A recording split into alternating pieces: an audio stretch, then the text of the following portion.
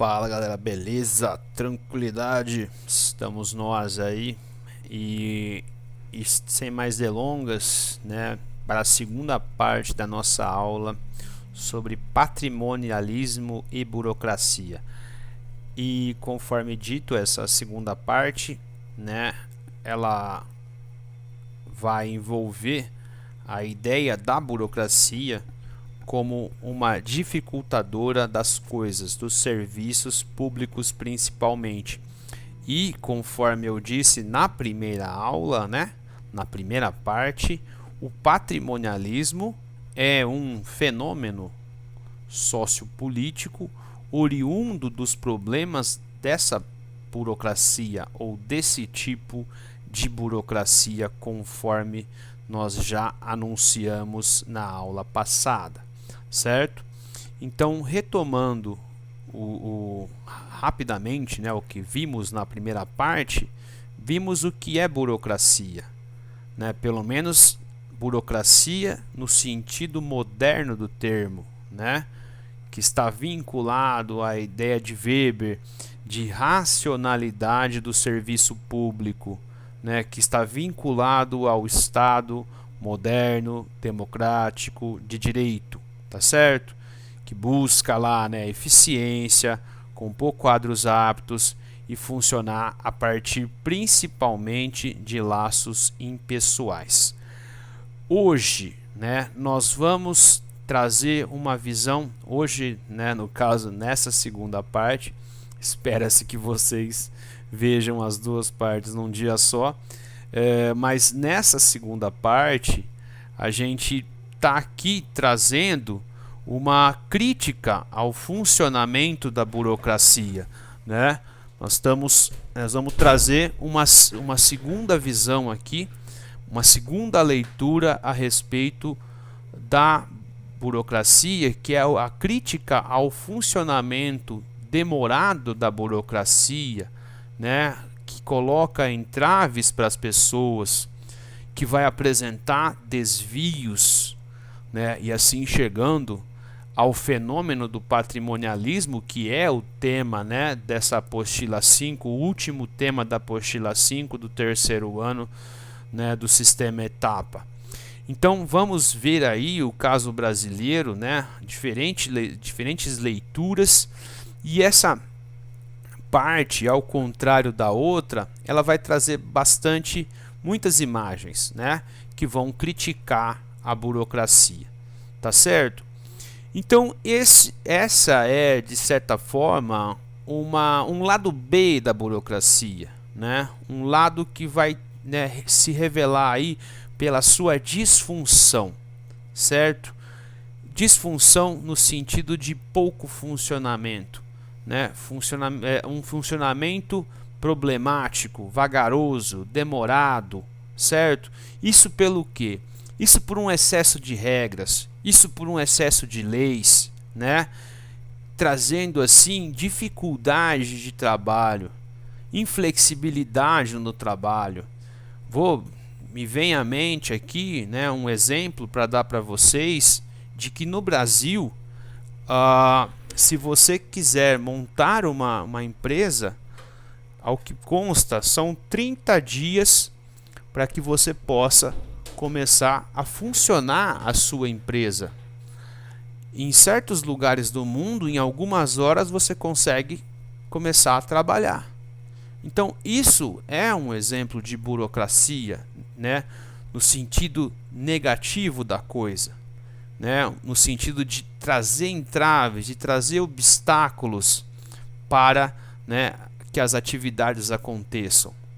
Então pode ser também que ocorra, né, uma pressão dos burocratas, né? Uma pressão, né, por parte da chefia da administração pública, um excesso de disciplina, um excesso de regras, um sufocamento, né, pouca margem de atuação, né, diferente daquilo que está posto dentro das regras do exercício burocrático, né?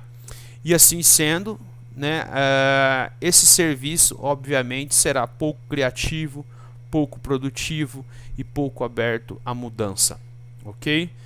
Existem lugares que as regras são tão efetivas, os protocolos são tão efetivos que mudanças, né, são quase impossíveis de acontecer, né? E isso não só no serviço público, não, mas no serviço privado também, tá certo? A burocracia, ela pode prejudicar a ciência, e no caso do Brasil essa é uma realidade, isso é um dado, isso é um fato, certo? Porque principalmente no Brasil, ao contrário dos Estados Unidos, nós dependemos de agências estatais de fomento para desenvolvimento de pesquisas. Nos Estados Unidos não, né? Você tem lá uma universidade, né? E aí atravessar o quarteirão, atravessar a rua, você tem uma empresa. Eles firmam contratos, né? Existem jovens talentos e aquela empresa vai, né, adotar aquele jovem talento, vai financiar a pesquisa dele e aí, né, a coisa é muito mais rápida. No caso do Brasil não. Você precisa de papel, de burocracia para pedir insumo, para pedir financiamento, para pedir verba, para pedir bolsa, certo? E essa tramitação ela é muito demorada. Às vezes pesquisas que não podem parar têm que ser paradas, né, por conta dessa tramitação burocrática, certo? Por conta dessas dificuldades de acesso a recurso, a insumo, né, bolsas, etc. e tal. Veja aqui, né? Burocracia dificulta a importação de material de pesquisa, dizem cientistas. Demora pode manchar a imagem da pesquisa brasileira, né? Anvisa e Receita dizem cumprir prazos diferentes. E aqui tem relação, né, com a liberação de insumo, né, que é importado. Muitos dos insumos que nós utilizamos, nós não, né, que os cientistas das biológicas usam, são insumos importados, né? Então necessita então toda um pedido, né, uma tramitação para pedido. Depois, quando chegar, tem que passar por alfândega, por fiscais, etc. e tal. E às vezes a pessoa tem dificuldade para ter acesso àquilo. Veja aqui essa charge, né? Quando desburocratizarem esse departamento, quero ter o prazer de conhecê-lo pessoalmente, Alencar. E o outro diz, com certeza, Almeida.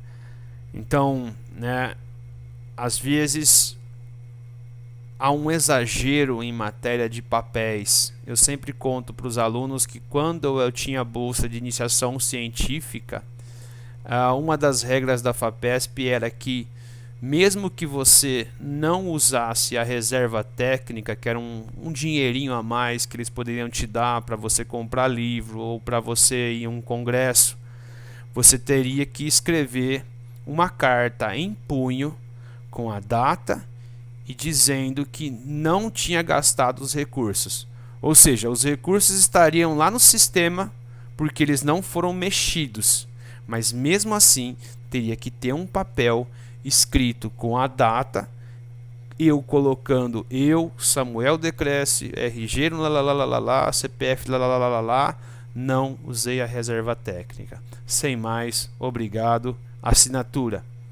Eu achei que isso não ia fazer a diferença e fez. Eu tive a bolsa suspensa porque eu não mandei esse papel, que eu não tinha usado a tal da reserva técnica. Então isso é burocracia, certo? Outro problema dentro da administração pública, egos, né? Egos entre burocratas. E às vezes, no caso do Brasil, que nós temos muito, acontece muito, é quando há um choque entre duas pessoas, uma oriunda de cargos de confiança, né, e a outra concursada. Às vezes, né, com aquela pessoa do cargo de confiança tendo mais poderes que outras pessoas de carreira, às vezes desconhecendo o serviço, indo contra ao que há de protocolo, por exemplo, indo contra ao que há de mais claro na matéria, certo? Então, quem que vai sofrer com isso? As pessoas, a sociedade. A máquina pública não vai funcionar, certo? Então pode acontecer também aquilo que o Foucault chama de síndrome do pequeno poder, quando uma pessoa começa, né, quando a coisa sobe para a cabeça da pessoa e ela começa a influenciar negativamente só porque, né, a visão dela é contrariada, certo? Então ela coloca o particular na frente do universal, tá certo? São exemplos disso, né? Funcionários que são consagrados, né, que têm uma longa trajetória, né, ou sei lá, política, acadêmica, certo? Então isso pode gerar síndrome do pequeno poder, né? Então isso vai contra, né, o Estado democrático, descentralizador, né, e a eficiência do serviço. Outra coisa que acontece muito nesse sentido, né, é o assédio. O assédio é quando, né, um chefe, ou um diretor, um secretário, ele apresenta um comportamento em que incomoda, né, que deixa as pessoas numa situação difícil, de constrangimento. O assédio ele gera constrangimento. E um dos piores assédios é o sexual. Seria quando, né, a chefia, quase sempre masculina, né, vai usar do seu poder de influência, né, para tirar favores sexuais, né, de uma pessoa, de uma mulher, né? Quase sempre isso acontece de homens com mulheres e pouco acontece de mulheres com homens. Deve acontecer, mas a gente sabe que é muito menor, ok? Então, no Brasil, né, essa inflexibilidade, o excesso de leis e normas, né, deram, né, essa imagem negativa para a burocracia. Se você chama uma pessoa de burocrata no Brasil, ela vai achar que ela está sendo xingada por você, quando em muitos países, né, burocrata é simplesmente aquela pessoa que trabalha na administração pública. Já aconteceu isso comigo, né? Quando eu disse uma pessoa oriunda do serviço de administração de um lugar, eu chamei a pessoa, né, de burocrata, e aí outra pessoa achou que eu estava xingando-a, né? Porque supostamente eu estaria chamando ela de carimbadora, de dificultadora, etc e tal. Mas não. Na Europa, a principal acepção do termo burocracia é a pessoa que trabalha no escritório ou na administração, certo? A apostila, ela cita também o livro do Kafka, do Processo, né, em que uma pessoa é presa, não sabe porquê, e ela tenta saber as razões, mas por conta do excesso de burocracia, ela não consegue saber. E eu vou dar de sugestão no final dessa aula para vocês. Na Netflix tem um filme chamado Eu, Daniel Blake.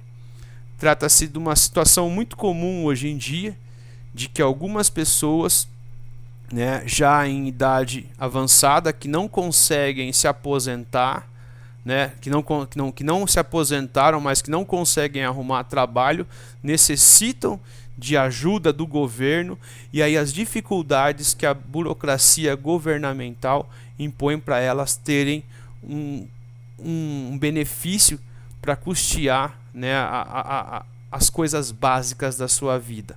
Então esse filme mostra também, né, é bastante interessante, é um drama vencedor de Oscar e tudo, né, mostra a dificuldade do acesso a certas coisas dentro do Estado inglês. Eis aqui o filme, né, de 2017. Ok? Então, caminhando aqui para o final, né, mais uma charge aí satírica, né? Às vezes a gente necessita levar alguns documentos e dá a impressão de que a pessoa que vai receber esses documentos torce para que a gente sempre, né, esqueça um e assim sendo não consiga alcançar o objetivo, o documento ou o serviço oriundo dessas coisas cartoriais, tá? E essa charge mostra isso pra gente. Mais uma imagem, né? Bom dia em que podemos atrapalhá-la. Então, é a visão de burocracia no sentido brasileiro. Caminhando para a conclusão da nossa aula, né, nós vamos ver aqui duas leituras, né, de burocracia, e aí principalmente na visão do Sérgio Buarque. Enfim, chegamos, né, ao patrimonialismo, e a outra do Vanderlei Guilherme dos Santos. No caso do Sérgio Buarque, ele foi um dos primeiros a usar o termo patrimonialismo, né, no sentido negativo da coisa, no sentido de que pessoas usam o público, né, pessoas do privado usam o público para beneficiamento próprio e o benefício, né, o termo mais correto, de si, dessas pessoas próximas, tá certo?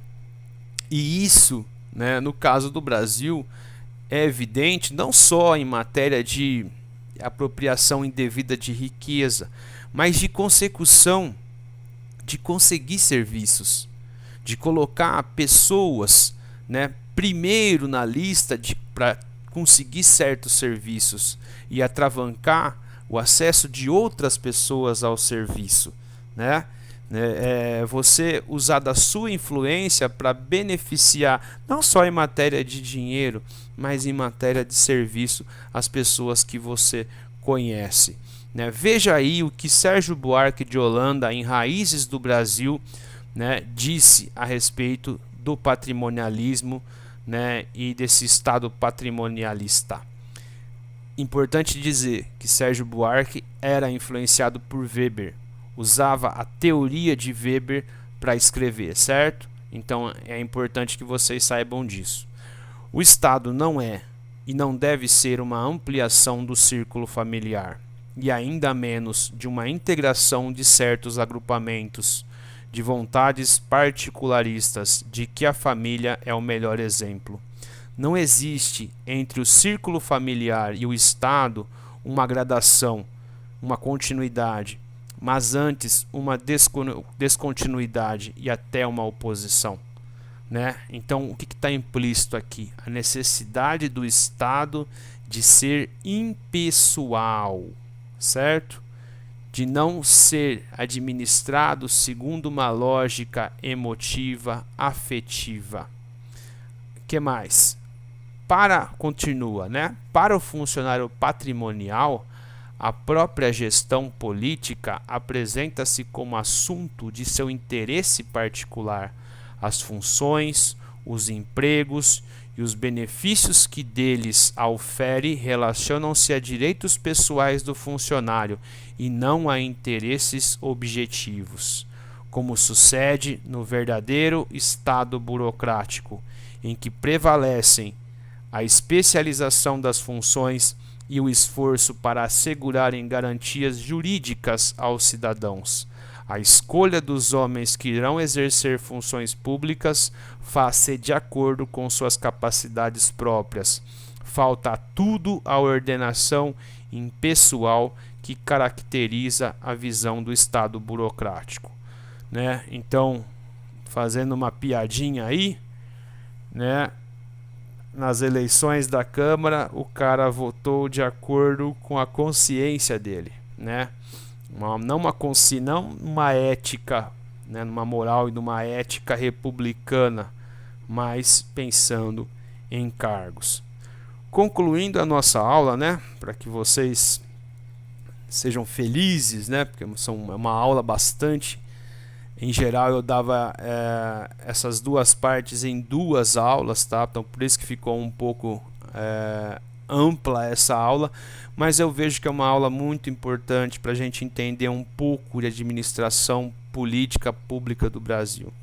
Enfim, encerrando a nossa aula, a visão de Vanderlei Guilherme dos Santos. Então nós não podemos generalizar que a nossa burocracia ela só se faz de clientelismo e patrimonialismo, né? Nem que ela seja gigante e incapaz. Segundo Vanderlei Guilherme dos Santos, em pesquisas, né, o quadro de funcionários de carreira aprovados no Brasil, né, ele é pequeno, certo? Ele é pequeno. Existe talvez muitos cargos de confiança. Então esses cargos, né, deveriam, na maior parte das vezes, serem trocados por cargos de carreira, né? Então a saída não seria o desmonte da burocracia, mas, né, buscar uma racionalização da burocracia brasileira. E aí a gente ouve, né, sempre falar de reforma administrativa, aquela coisa toda. Mas essas reformas administrativas, elas são muito pensadas no Brasil, como nós estamos vendo agora, por um prisma de economia do Estado. Não muito, né, não sou um especialista nessa matéria, mas eu arriscaria a dizer isso, né? Não muito na questão de buscar eficiência do serviço, mas, né, tentar enxugar um pouco a máquina pública, enxugar os gastos com a máquina pública, ok? Então, nós não vamos ter aí uma valorização, uma busca de quadros competentes, etc. e tal. É isso, gente. Espero que vocês tenham gostado, né? Desculpem pelo tamanho das duas partes, ficou 50 minutos, né? Mas eu vejo como um tema bastante importante esse tema do patrimonialismo e, né, da burocracia. Valeu, abraço!